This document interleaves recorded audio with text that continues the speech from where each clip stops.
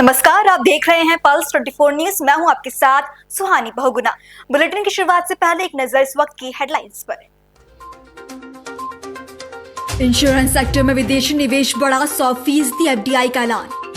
25,000 करोड़ की लागत से बनेगा समुद्री विकास कोष।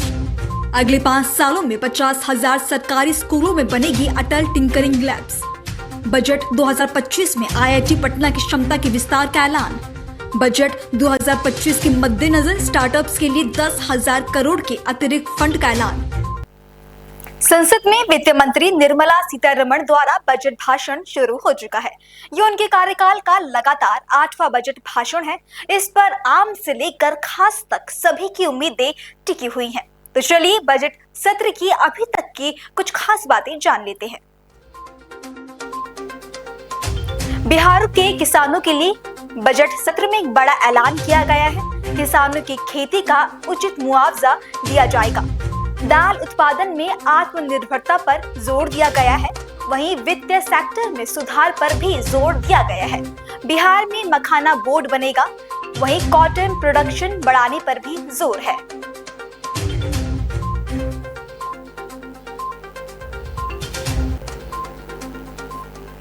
चलिए अब खबरों को विस्तार में जानते हैं।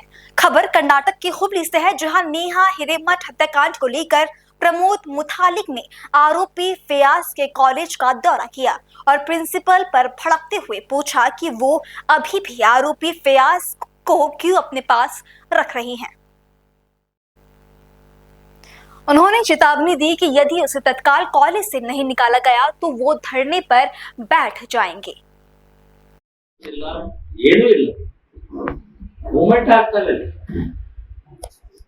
ಸೊ ನಾನು ನಿನ್ನೆ ಪ್ರೆಸ್ ಮೀಟ್ ಮಾಡಿದ್ದನ್ನು ಹೇಳಿದೆ ಮತ್ತು ನಾನು ಹೇಳಿದೆ ಅವ್ರಿಗೆ ಸಮಾಧಾನ ಮಾಡಿದೆ. ನಾವು ನಿಮ್ಮ ಜೊತೆಗಿದ್ದೀವಿ.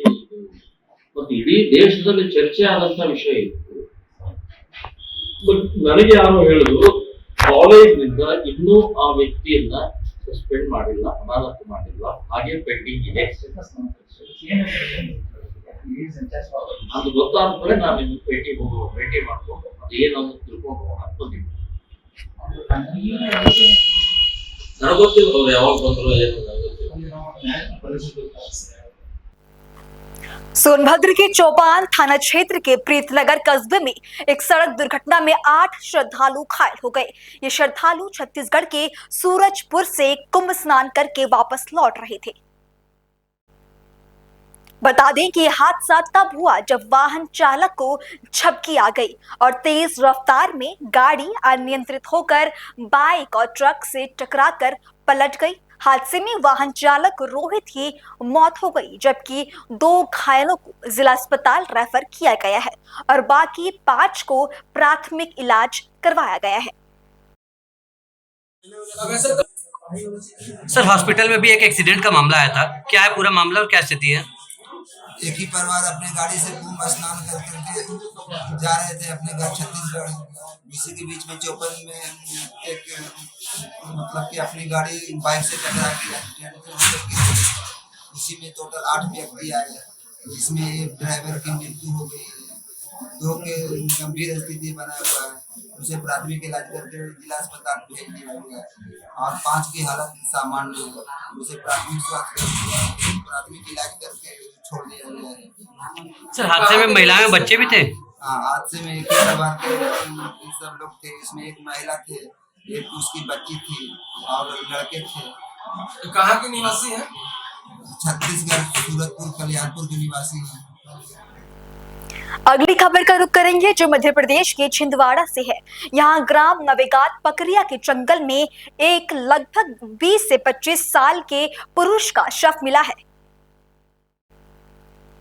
शव का कमर से ऊपर का हिस्सा जला हुआ था और सीने पर गहरे घाव के निशान थे। पुलिस ने मामले की विवेचना कर इस हत्या का खुलासा करते हुए आरोपियों को गिरफ्तार कर जेल भेज दिया है। 15 तारीख को चौरई थाना के नवेगांव मकरिया के जंगलों में एक अधजली लाश की सूचना मिली थी। इस पर से थाना प्रभारी जो की फोरेंसिक टीम और हमारी साइबर टीम मौके पर गई, जाकर के उसने घटनास्थल का निरीक्षण किया, जो आवश्यक जो डेटा थे वहां से कलेक्ट किए। कलेक्ट करने के पश्चात जो पहला टास्क हमारे पास में ये था कि उस अनआइडेंटिफाइड बॉडी को जो है आइडेंटिफाई करना। तो उसके लिए अथक प्रयास किए गए। पहले तो उसको जिले और आसपास के जिलों में जो उसको तलाशा गया, लेकिन जानकारी नहीं मिलने पर आसपास के जो हमारे स्टेट में छत्तीसगढ़ और महाराष्ट्र, वहां से इसकी जानकारी दी गई। इसके संबंध में हमें नागपुर से जानकारी मिली कि इसी हुलिया का एक व्यक्ति नागपुर से जो है वो लापता हुआ है। और नागपुर उसके बारे में और भी अधिक जानकारी ली गई। उनके जो परिजन है उनसे संपर्क किया गया। परिजन से संपर्क करने के बाद जो है उसके मोबाइल नंबर वगैरह जो है हमको ऑथेंटिक नंबर वगैरह मिल पाए। ऑथेंटिक उन नंबर्स को हमने और अपने तरीके से जो है इसको एनालिसिस करी कि उनका घटनास्थल पे आना और जाना ये सब देखा गया। तो फिर घटनास्थल के बाद इन सब चीजों की मदद से ये हुआ कि ये मालूम पड़ा कि जो मृतक है वो एक राजस्थान का रहने वाला युवक था, जिसका भी नाम हेमराज पवार था। और वो पहले अपने साथी अंकित वर्मा के साथ में नागपुर में काम किया करता था, और उनके साथ में एक महिला मित्र भी थी। और कुछ दिन काम करने के पश्चात उनको जब काम ठीक नहीं चला तो अंकित वर्मा और उसकी महिला मित्र छिंदवाड़ा आ गए। और इसी दौरान जब वो नागपुर में थे तो कुछ जो तक की नजदीकियां उनसे बढ़ी अपने आरोपी की महिला मित्र से, तो उसको थोड़ा सा इसके ऊपर शंका होने लगी। और इस बात को लेकर के उसने एक ये प्लान किया कि अपने यहाँ पे दो और साथी हुए थे, रविशंकर धुर्वे और एक विनोद धुर्वे, जो कि उसके गांव के रहने वाले थे, उनको साथ में लिया उसने। और इसको हेमराज को रास्ते से एलिमिनेट करने का उन्होंने प्लान किया। और इसी लिहाज से उन्होंने घटना के एक दिन पहले शराब पीने के बाद इसको साथ में लेकर के आए घटनास्थल तक। घटनास्थल पे आने के बाद पहले इसका इनिशियली इसको सिर में से पत्थर वगैरह मारा। उसके बाद जब उसके जो वाइटल पार्ट्स हैं वहाँ पे स्टैब वुंड्स भी मिले हैं, तो चाकू से इस पे वार किया। जब वो मर गया उसके बाद जो है इसको पेट्रोल की मदद से जलाने की कोशिश की। बॉडी पूरी तरह से जल नहीं पाई थी, नीचे का पोर्शन उसका इंटैक्ट था। कुछ एक ऐसी चीजें थी जैसे कि उसका कड़ा हो गया और पैरों में जो उसके काले धागे बंधे हुए थे, और इन सब के और जो जूते वगैरह भी पहने हुए थे, इन सब की सहायता से बॉडी को आइडेंटिफाई किया गया उसके पेरेंट्स के द्वारा भी।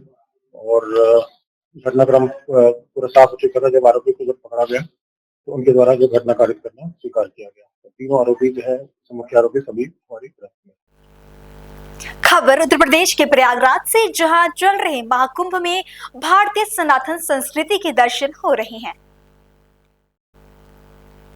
महाकुंभ मेले में पहुंचे हमारे संवाददाता ने विभिन्न स्थानों पर जाकर कुंभ मेले की व्यवस्थाओं का जायजा लिया और कश्मीरी विस्थापन संगठन समाज के शिविर में जाकर भी बातचीत की। ये रिपोर्ट देखिए। सभी देशवासियों को कीजिए अपना प्यार भरा प्रणाम। आज मैं प्रयाग में आया हूं और मेरे सामने एक बहुत ही कर्मठ और यंग जवान अश्विनी साधु जी हैं, जो यहाँ प्रयाग में आए हैं। उन्होंने ये कश्मीरी विस्थापन संगठन समाज का शिविर लगाया है और इस शिविर के जरिए पूरी विश्व को ये दिखाया है, दर्शाया है कि हम पे क्या गुजरी है। और यहाँ इतना शिविर खड़ा करना ये कोई मामूली बात नहीं है, इसके लिए बहुत ही प्रयासों की जरूरत है, बहुत ही मेहनत की जरूरत है। तो अश्विनी जी, सबसे पहले मैं ये जानना चाहूंगा कि आशा क्या आप में ऐसी एनर्जी है, ये कहाँ से आई है, कौन सी प्रेरणा है कि आपने इतना बड़ा काम कर दिया? राणा साहब, पहले तो मुझे नहीं पता ये बड़ा काम कितना, छोटा काम कितना है, मगर ये है कि मुझे अपनी कम्युनिटी का बहुत ज्यादा ही प्यार है। और शुरू से लेकर, बचपन से लेकर, क्योंकि मैं उन्हीं के साथ पला बड़ा हूँ। मैंने वो 90 का दौर देखा है, मैं उससे गुजरा हूँ। और तब से लेके, जैसे पहले भी कुछ ऐसे मैंने इनिशिएटिव्स लिए हैं जो कम्युनिटी के लिए ही है, चलते आ रहे हैं। और ये भी उसी के लिए कि हमने सोचा कि अभी तक हमारी कोई आवाज सुन नहीं रहा कहीं भी, किसी प्लेटफॉर्म पे। अब 90 से आप आज 35 वर्ष हो गए। 35 वर्ष से हमने, हमारे दो पीढ़ियां निकल गई इस आस में कि हमारा कोई सुनेगा, हमारी कोई जो रिकॉग्नाइज करेगा। हमारा जेनोसाइड इतना बड़ा अपने ही देश में हम विस्थापित है पिछले 35 साल से, तो कुछ तो हो। अच्छा, वो आवाज आप यहाँ पहुंचाना चाहते हैं जो हमने 35 वर्ष सहा है, और जो वो पीड़ा है वो मुझ में भी है, क्योंकि हम भी कश्मीरी हिंदू समाज से ही हैं। उस आवाज को आप दुनिया तक पहुंचाना चाहते थे इस शिविर से, और साथ में ही आपने इतना बड़ा काम करके यहाँ बहुत लोगों के लिए व्यवस्था भी बनाई, बैठने के लिए, सोने के लिए, खाने के लिए, पीने के लिए। इसके लिए बड़ा काम कर्मठ होगा। कैसे किया आपने ये सब? बस ये शुरुआत तो एक डिस्कशन से हुआ, उसके बाद इनिशिएटिव ले लिया और ठान लिया कि बस करना है और बस करते गए और अपना समाज की तरफ से काफी सारा सपोर्ट मिला, आशीर्वाद मिला और मिलता गया। जहाँ जहाँ मुझे बंदिशें आई बट उसी तरह से सोल्यूशन देने वाले भी मिल गए, सपोर्ट देने वाले भी मिल गए। और ये आज देखिए, आज पिछले 25 तारीख से लेके अभी तक 260 हमारे कश्मीरी बरादरी के लोग, और ना ही वो और जो देश के अन्य कोनों में भी है, जो नॉन केपीज भी, वो भी ठहरे हैं। मतलब ये कोई रेस्ट्रिक्शन नहीं है, एनीबॉडी कैन कम हियर। यहाँ फ्री निशुल्क जो अश्विनी साधु जी ने ये कैंप कश्मीरी हिंदू जो मतलब विस्थापन समाज का बनाया है, तो यहाँ रह सकता है। अपनी यहाँ भंडारा फ्री है, भंडारा भी फ्री है, लंगर फ्री है, तो यहाँ आराम कर सकता है और ऐसी कोई मतलब बंदिश नहीं है। अच्छा अश्विनी जी, मैं अब ये जानना चाहता हूँ कि ये जो आपने ये हमारा जो कष्ट है, जो हमारी पीड़ा है, जो हमारे जख्म है, इससे आपको लगा कि वो दुनिया तक पहुंच रहा है? मुझे लगता है कि जरूर इससे काफी हमारे अपने समुदाय में मुझे लगता है कि पहली बार हिस्ट्री में कि जितनी अवेयरनेस आई है क्योंकि मैं पहले ही बता रहा हूँ, इतने कॉल्स आते हैं हमें। मैं एक्सपेक्ट कर रहा हूँ जब तक 26 फरवरी तक मुझे लग रहा है हम 10,000 लोगों का यहाँ पे एक्सपेक्ट कर रहे हैं। पहले मुझे लगता नहीं था इतना 1-2 हज़ार होंगे, पर जिस हिसाब से रिस्पॉन्स आया और जो लोग सिर्फ वीडियो देख के ही उत्सुक हो गए कि हमें भी जाना है, और जब वो शिविर का देखते हैं कि और देखते हैं बाकी जो हमारे बरादरी के जो लोग यहाँ पे आ रहे हैं, रात को भजन होते हैं, कश्मीरी जो हमारे जो व्यंजन है लोग ही बना रहे हैं। जी जी, हम तक तो अब रह ही नहीं रहा, वो तो खुद पार्टिसिपेट कर रहे हैं। तो वो एक मिनी कश्मीर जब बन गया यहाँ पे, सभी को इतनी उत्सुकता है कि वो कहते हैं हमें इसको अब जैसे तुलमुल का, अमरनाथ का, इसको भी अब ऐसा तीर्थ कल्चर, जो हमारा कल्चर जबरदस्त अवेयरनेस है, वो आपको यहाँ मतलब देखने को मिलता है। आप देखिए हवनशाला हमने जी जी। अच्छा एक और मैं बात कहना चाहूंगा, आपको क्या लग रहा है कि जो हिंदुस्तान की सरकार है, उससे हम देखते हैं जो चाहे मौजूदा सरकार है भाजपा की, तो उन्होंने भी ऐसा देखा जाएगा तो हमारे समाज के लिए जैसे हमारा विस्थापन हुआ और हमें जो वापसी का रिहेबिलिटेशन का प्रोसेस था उसमें वो डिरेल हो गया। तो इस वीडियो के या ये जो मेरे वीडियो के बनाने के माध्यम से आप क्या इस सरकार को कौन सी बात पहुंचाना चाहेंगे? देखिए मैं कोई नई बात तो नहीं करूंगा। जो हमारा समाज इतने 35 वर्ष से जिस चीजों से जूझ रहा है, सरकार बिल्कुल उन चीजों से अवगत है जी। तो ऐसा तो नहीं कि मैं कुछ नया डिमांड करूंगा। उन सब सरकार को हमारी समस्याओं का बिल्कुल वो उनको पता है, हमारे क्या डिमांड्स है उनको पता है। बट मैं इस वीडियो के माध्यम से, आपके माध्यम से, अगर आप इसको पहुंचाना चाहते हैं जरूर कि हमारे समाज को एटलीस्ट एक पहले हमारी समाज की तरफ अच्छी तरह से समझा जाए, देखा जाए। हमारा स्टेटस अभी माइनॉरिटी स्टेटस है, कम से कम वो तो हमें मिले। लैंड की तो चलो उस पर वो कब कार्यक्रम करेंगे, कैसे व्यवधान निकालेंगे, उसके लिए हम तो अपने एक जेनोसाइड जो हुआ उसको रिकग्निशन तो मिले। मतलब आपका कहना है कि एक तो जो हमें माइनॉरिटी स्टेटस दिया जाए और जो जेनोसाइड है उसको रिकॉग्नाइज गवर्नमेंट ऑफ इंडिया को करना चाहिए। इसमें 35 साल 36 साल 3 पीढ़ियां हो गई, अभी भी हम सह रहे हैं। तो ऐसे जून तक सरकार तक क्यों नहीं पहुंचती, ये आप कहना चाहते हैं कि हमारे साथ हमेशा जुल्म वहां भी हुआ है और देखा जाए इस हिसाब से जुल्म यहाँ भी हमारे साथ हो रहा है, और हमारी जो प्रोजनी है वो भी दिन ब दिन घटती आ रही है। इसके बारे में क्या कहेंगे आप? देखिए मुझे तो जैसे ऐसा नहीं है कि मोदी जी पे पूरा विश्वास है, लेकिन नाराजगी भी है। जहाँ नाराजगी होती है वो उनसे ही होती है जिनसे काफी सारी अपेक्षाएं होती है। तो मोदी जी से हमारी बहुत ज्यादा अपेक्षाएं है, हमारा पूरा समाज उनसे बहुत ज्यादा अपेक्षा करता है, उन पे होप रखता है।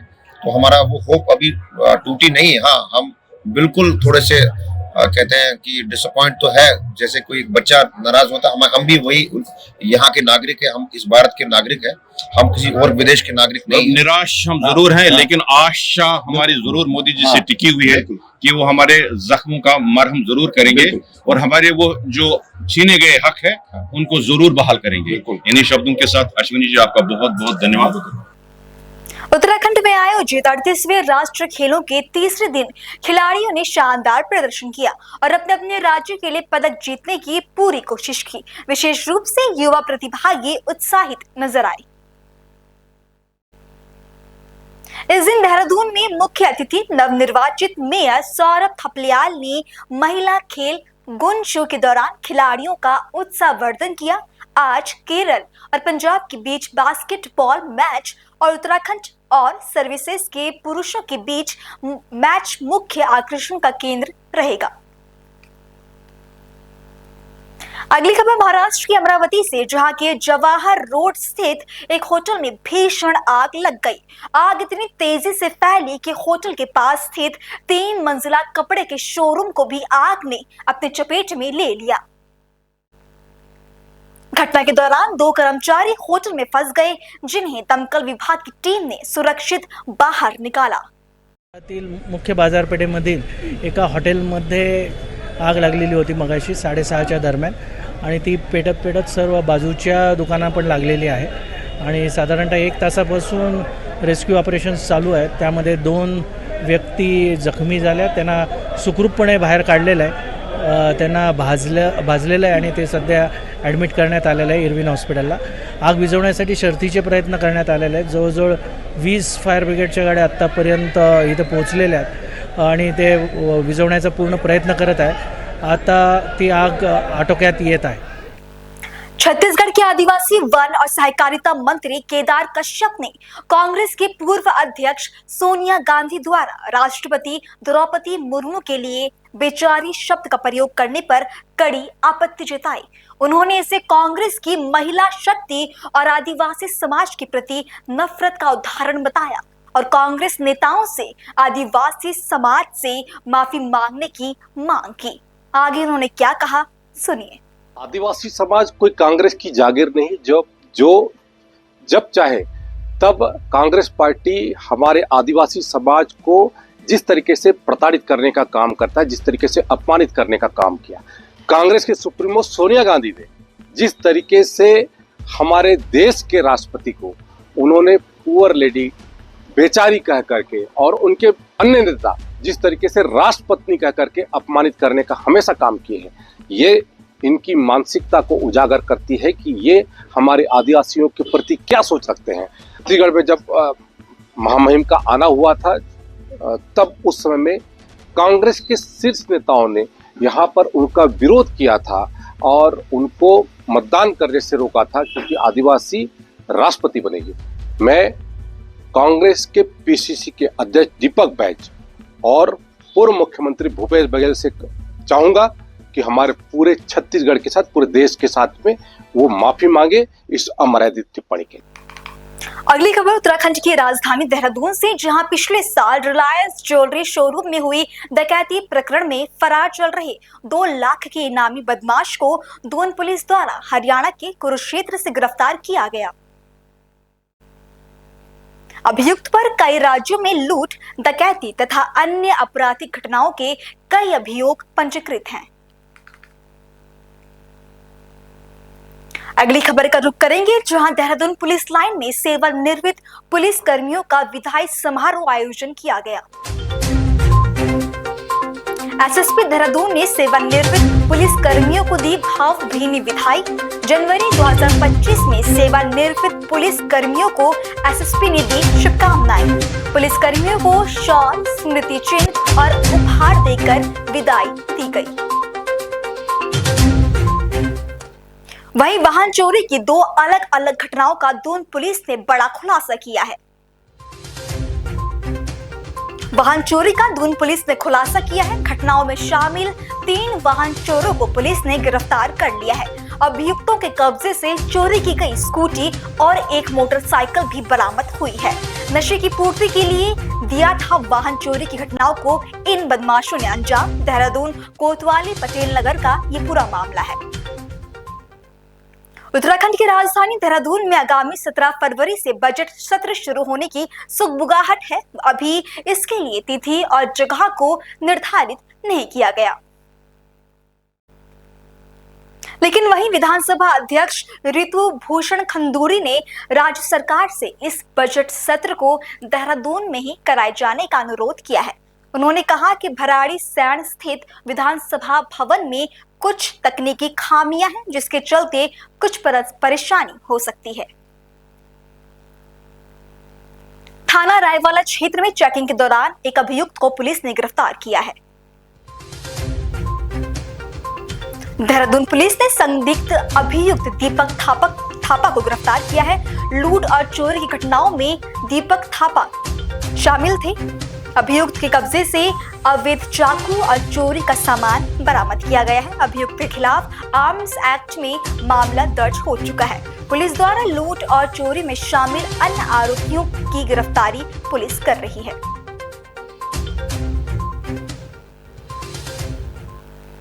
अगली खबर उत्तराखंड की राजधानी देहरादून से, जहां देहरादून से दिल्ली के बीच बनाए जा रहे एक्सप्रेसवे अपने अंतिम चरण में है। 13,000 करोड़ रुपए की लागत से बन रहे इस एक्सप्रेस वे के पूरा हो जाने से न सिर्फ दोनों शहरों के बीच यात्रा समय बचेगी, बल्कि उत्तराखंड के पर्यटन को भी बढ़ावा मिलेगा। और वहीं दून पुलिस का नशा तस्करों पर कड़ा प्रहार। पुलिस ने पहाड़ी जनपदों से चरस सप्लाई करने वाले 2 तस्करों को गिरफ्तार किया। दून पुलिस ने 10,000 रुपए के 2 इनामी नशा तस्करों को अपने गिरफ्त में लिया है। 7 लाख रुपए मूल्य की 3 किलो अवैध चरस पुलिस ने बरामद की है। एसएसपी ने फरार तस्करों पर 10-10 हजार रुपए का इनाम भी घोषित किया था। इससे पहले पुलिस ने अभियुक्तों के 2 साथियों को गिरफ्तार किया था। बड़ी खबर उत्तराखंड के उत्तरकाशी से, जहां बीती रात भूकंप की अफवाह से अफरा तफरी मच गई। आधी रात को लोग घरों से सड़क पर निकल गए। प्राप्त जानकारी के अनुसार सोशल मीडिया इस घटना का कारण बना। सोशल मीडिया पर फैली भ्रामक सूचना से लोगों के बीच हड़कंप मच गया।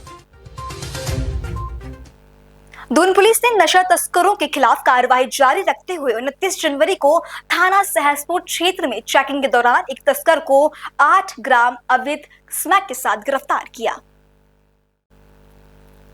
बता दें कि वरिष्ठ पुलिस अधीक्षक ने सभी पुलिसकर्मियों को नशे के कारोबार में लिप्त अपराधियों के खिलाफ कठोर कार्रवाई करने के निर्देश दिए थे।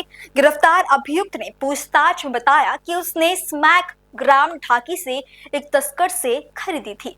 अभियुक्त के खिलाफ एनडीपीएस एक्ट के तहत मामला दर्ज किया गया है और आगे कार्रवाई जारी है। दून पुलिस ने नशे के प्रति जागरूकता के लिए कार्यक्रम आयोजित किया है। युवा वर्ग को नशे के खिलाफ जागरूक करने के लिए दून पुलिस ने इस कार्यक्रम का आयोजन किया है। छात्र छात्राओं से नशा उन्मूलन अभियान में सहयोग की शपथ भी दिलाई गई है। नशे की बढ़ती प्रवृत्ति पर कड़ी लगाम लगाने के लिए छात्रों को पुलिस ने प्रेरित किया। नशे से दूर रहने की भी शपथ दिलाकर पुलिस ने जागरूकता बढ़ाई है। दून पुलिस ने छात्र छात्राओं को नशे के खिलाफ एकजुट होने का आह्वान किया। और इस खबर के साथ ये बुलेटिन यही समाप्त होता है। देश और दुनिया की बाकी बड़ी खबरों के लिए बने रहें पल्स 24 न्यूज़ के साथ। नमस्कार।